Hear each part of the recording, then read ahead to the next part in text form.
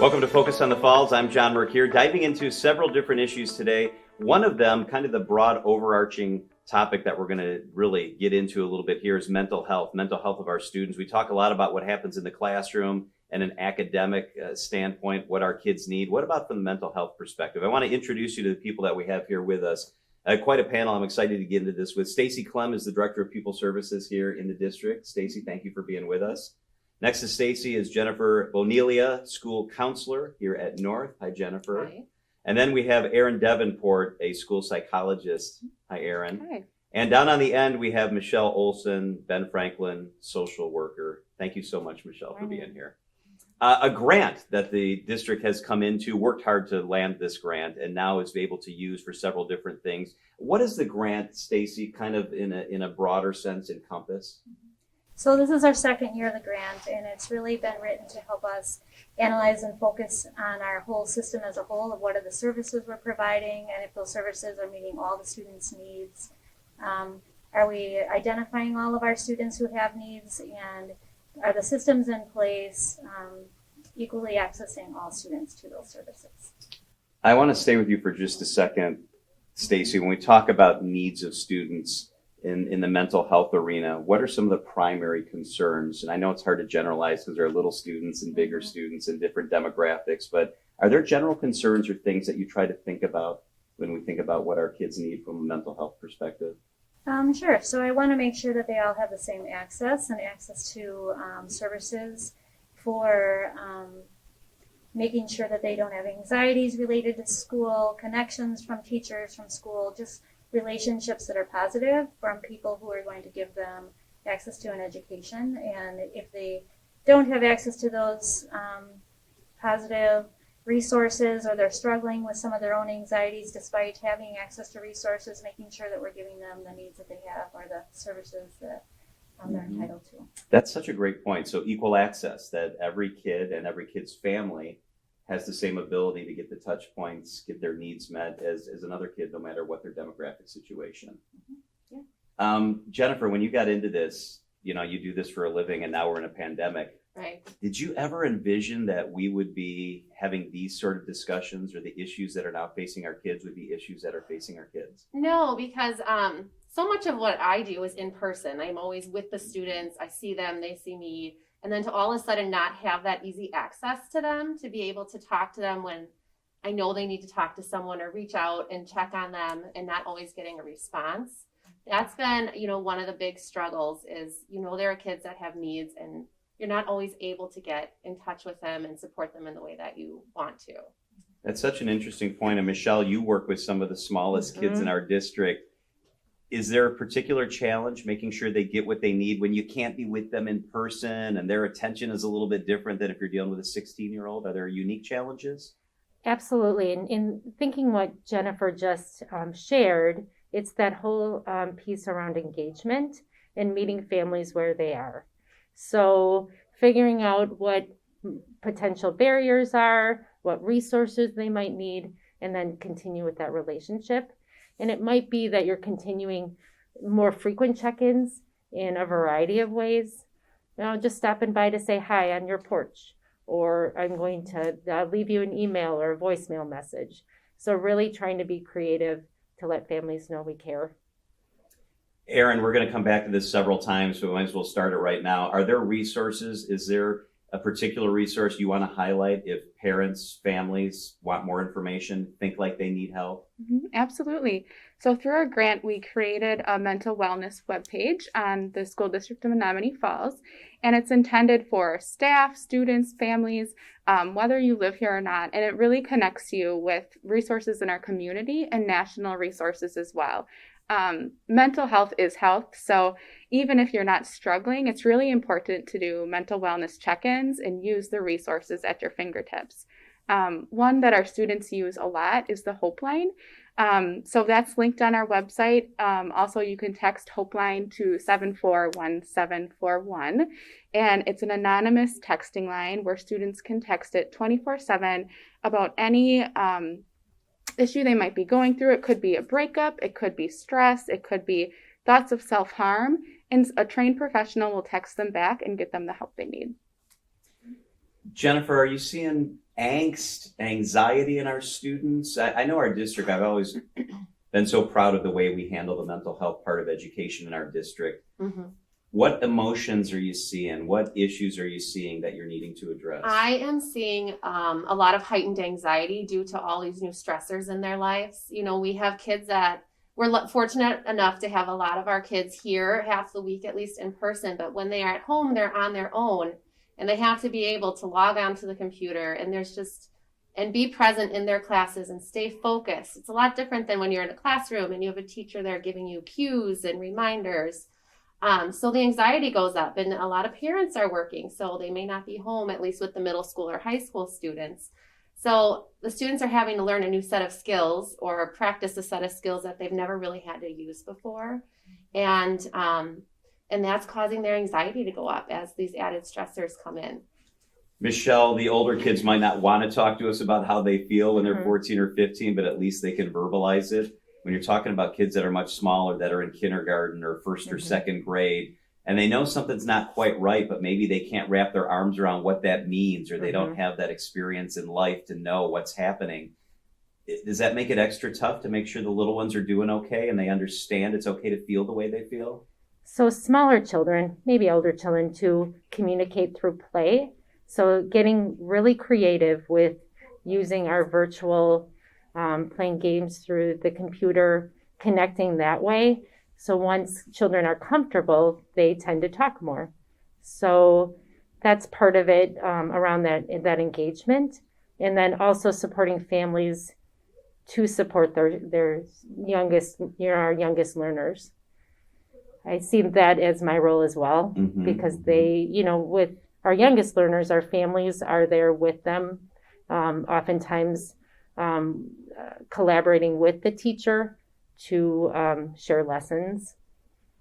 Aaron, from strictly a mental health perspective, is it more beneficial if kids can spend some time in the classroom? Is it not that simple? I mean, we're weighing now safety, health, what's good for families and for kids, and a lot of kids are kind of some at school, some virtual. Can you talk about the in-person learning aspect of it and the advantages of that? I think every individual is different, and it comes down to resilience and helping students have those resiliency skills and how to cope when they do feel stressed. One's learning environment might be a stressor for one student, but maybe not another. So really working with kids to identify what is maybe causing you stress right now, or what's getting in the way of your learning, and how can we help that? When Michelle was talking about connecting with kids, we were used to maybe having them in our office and talking face to face, but now it might be sending emojis and saying, which one do you identify with? Let's work through that. So sometimes it's little things like suggesting to get outside or, have a fun session with someone. But really, it really varies on each individual and helping them wherever they're at. Stacy Clem is the Director of Pupil Services. Under the leadership of Superintendent Corrigala and the school board, there's a real collaborative spirit in our district when it comes to mental health and pupil services. Stacy, are you in contact with other districts? Is there brainstorming and sharing best practices? Does that conversation happen? Yep. I attend a monthly meeting with the CISA, everybody who's in our Washoe County CISA 1 area, where we talk about what services we're providing. We're sharing resources that people are using. We also are really connected with NAMI. So you work with other national mental health organizations to try to sort through best practices and make sure that you're doing what needs to be done. Yep, and I'm part of the collective impact team specific to mental health, so we collaborate. Every 6 weeks I meet with Mary, who works for a national organization that we just connect on resources that they have, additional trainings, supports that they provide for students. We also use our resources within our high school where they come and they support during our health classes. So we're trying to embed proactive and responsive strategies for students so that they have it when they're feeling mentally well, and then also they remember maybe some of those resources when they're at a time where they're not maybe in a good place. Jennifer, a challenge that you guys always deal with every single year is what happens to the kids who don't have a great situation at home, and that impacts what happens in the school or in the classroom. Now some of those kids are spending more time at home with parents who are stressed out. How do you handle that challenge? Is that a bigger challenge because of the pandemic? It is a bigger challenge because of the pandemic, but we continue to provide them the same supports, that we would when they were here. If they were here, it's just differently. So we reach out, through messaging them, and we set up meetings with the students, and we contact the parents and have conversations with the parents to figure out what can we do to help support you at home and help the family at home to continue your child's learning. And I think most importantly, there's no shame or judgment. There's no stigma around mental wellness or any stressors going on at home. So we know that we're all in this together and really working with families too. Go ahead, Michelle. The beauty of Menominee Falls is that we have a really strong team and team approach. So we have school psychologists, school counselors, school social workers, our director of special ed, all working together. So what I might think of, or you might think of, we're all coming together from a different lens and being creative. I think during these times we have to be even more creative than we were, and just trying things out again to meet families where they are. Erin, isolation from their classmates and from the school that they're familiar with and the learning processes that they're familiar with. How difficult is that isolation for some kids, and how does the district address that? Yeah, I think we're enforcing that families and students still stay connected. So whether you're physically close to someone or not, there's ways to connect. And connecting right now is a really big factor to help your mental wellness, and we all need to do it. So when we think of mental health, we have to think of, how are you physically doing today? How are you mentally doing today? How's your social connections today? There's a lot of aspects to mental health. And we also have outside therapists in our schools too to help students stay connected. So we have CPA, which is a private practice, and St. A's. So they have space within our buildings to help provide students and families therapy services that they need during the school day. So it's helping remove that barrier. Students don't have to worry about driving them to an appointment after school. It's right there to help people not just stay connected with their peers, but stay connected with their mental wellness services. If people want access to different resources and get their questions asked, what's the best way they should do that? Yeah, so the 24/7 therapy service that a lot of our students use is Hopeline, and they can text the word Hopeline to 741741, and someone will respond back. So it's 741741. Correct. Yep. That's the number. There's a lot of stuff happening in the district. You can always reach out to the district office if you want to. There are a lot of resources available to our families and to our students in the district. Ladies, thank you so much for spending some time with us.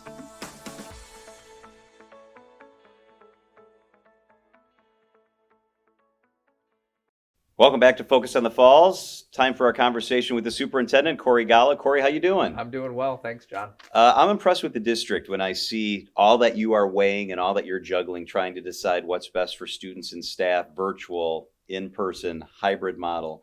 A broad question, how are you juggling all this and deciding what the right decision is basically week to week or even sometimes day to day? We've learned a lot fast, and we have a lot of information. We have a team that's really able to gather that information, flip it out so we can read it, our community can see it quickly. And there's no magic algorithm. What we try to do is look at all of the information we have. We're watching obviously community data, but how is this impacting our students? How many cases do we have among our students? How many quarantine? It's the same with our staff. Is there evidence of spread within the system or a building or a classroom? And you put that together, and then we talk about it as a team. And I also get feedback regularly and from our principals of how does this feel in your building? And then we make our best judgment, and really have been proud of the fact that we've been able to stay in that hybrid model for the entire year. And it got difficult here a few weeks ago, but we feel that consistency, that predictability is good for families and good for our students. In the last segment with our mental health experts, we talked about the mental health of kids. I know you're working very hard to make sure that your staff and your teachers are okay too. That mental health part of the puzzle is a critical one to make sure that this whole deal succeeds. Yeah, I heard them talk about anxiety, and that can be obviously kids, although we think of young people as being resilient to change, they like predictability also. They like consistency, and they're just have weathered so much change. So Very proud of that team, our pupil services team, all of the people, and the teachers just watching for kids. How are they doing? Watching very closely. Do we have some students who are disengaged? And then just reaching out to those families and giving the students, giving the families what they need to support them, to keep them engaged, and try to keep school as regular and predictable as possible. We're going to move on to a couple things unrelated to the pandemic, but I did want to ask you about Christmas. So we're coming through Thanksgiving, families gathered. We're hoping there's not an enormous spike, and then Christmas families will be together, kids will go home. What goes through your mind as the leader of the district when you think about those opportunities for the virus to kind of do dangerous things? Yeah, again, I'll go back to we learn a lot fast, and after Halloween, we saw a significant spike as kids got together, families got together. So we're in the midst of seeing how the dust settles after Thanksgiving. That's why we went virtual for 1 week. So we worry about it. We're really trying to communicate with our families of the role they can play to help us stay open and keep that consistency. And I think to a large part, our families are very responsive to that. We're relying on them to report cases. But yeah, the holidays we're worried, and we want people to take this seriously and be as careful as they can. We feel like if we can get through the holidays healthy, kind of get beyond that a few weeks, maybe we can start getting better again and really being healthier as a community. You and I have talked repeatedly over the last several months about the pandemic and academics and how they're impacted, especially with little kids. Are we getting any snapshots or indicators how the district's doing on the academic front related to the pandemic? Yeah, our school board is very interested in that. We're very interested in that. We watch, as you know, we're data rich, and we're pulling all of that together. We're doing an update with our board on Monday night. I'm excited about the results. I mean, we've all been kind of holding our breath, waiting to see what's the impact on this. And what we're seeing is just, giving you a broad overview is, students are learning, students are performing. I mean, they're wonderful, they're resilient. Our teachers are doing their thing. And we don't think that this isn't going to be years of recovery. We think our students are performing in many cases right where we want them, in some cases just below, and we'll keep making those adjustments. But it's within the variation of what we see year to year. So that's great news. When we surveyed families early on, they're worried about health and safety, but they're worried their students will fall behind. We're seeing that large scale students are not falling behind, and we're also good enough to identify those who are and give them what they need. It may be hard to generalize, but do you believe there's more risk of falling behind for smaller kids, for kids in high school, or are there risks for both and they're just different? I think there's risks for both, and they're different. We saw early on those early elementary, that 4K through second, we brought them back full because we were seeing they were struggling the most. Learning to read is very much one-to-one sometimes with teachers. Small groups are very important. So that makes a difference. Elementary in general, we keep looking for an opportunity. If we could get well enough, we'd love to bring all of our elementary back. That would be a priority for us. But we can't, those high school experiences, they're learning a lot, and those students are, largely learning like they will in college, or like college students are. But we can't replicate all of those experiences. Our career-based learning experiences are very interactive, our academies and things. So, I feel badly for their loss, and we want to make sure we're trying to find ways to give them those opportunities as well. Corey, under your leadership, data strategy critical first and foremost to the direction that the district heads. And that doesn't stop because we're in the midst of a pandemic, and strategic planning for the next 5 years or so is well underway. Can you give us a glimpse at some of the things that you're thinking about, that you're focused on? Yeah, we had a great session with our board, an open work session where we just started to talk about where do we want to be in 3 to 5 years. What are their priorities as board members? They were able to connect on a personal level and realize they all have the same priorities, and did a lot of imagine if, what could we be? Some early themes. I'm excited. They seem unified behind these. We've been, and some early themes we're seeing is early literacy. I love the way they talked about the importance of the student experience, getting beyond just the data and thinking about the whole student experience and engagement. career experiences, building off those high school academy experiences, making them even deeper, connecting with our chamber, all of the great partners we have in our community, getting those students. We'd like to reimagine senior year of having 3 years of preparation, and then that senior year being a foot in both doors of I'm still in high school, getting those last pieces, but getting a sense of what might this career or this type of work feel like if that's the option I go. So we're excited about that. Mental health is a priority for them. So I loved where they were at. I look forward to developing that with our full leadership team and them and really narrowing this down to 3 to 5 key priorities. I love the rich, full experience that you're determined to create for our kids from when they first enter the district until when they're getting ready to fly on to the next chapter in their life. I think that's the right connection. That's how I like to think about this is when kids show up at our doors as kindergartners or 4Kers, they're so excited. There's so much wonder there. They want to learn everything. How can we hold on to that? Yeah. So when they're seniors, they're more mature, but they're feeling that same way that they can't wait for that next school experience. How can we make middle school a destination, not a pass through? I think Dan Gebauer is doing such a nice job as our principal doing that. So I just want that joy, that wonder, giving kids more choice. And maybe we've gotten away from that a bit too much, and maybe we've learned that through the pandemic. Like engagement matters most. Corey Gall is the superintendent of the Menominee Falls School District. Corey, it's always good to catch up. Thank you. Yeah, thanks for the time, John. I appreciate it.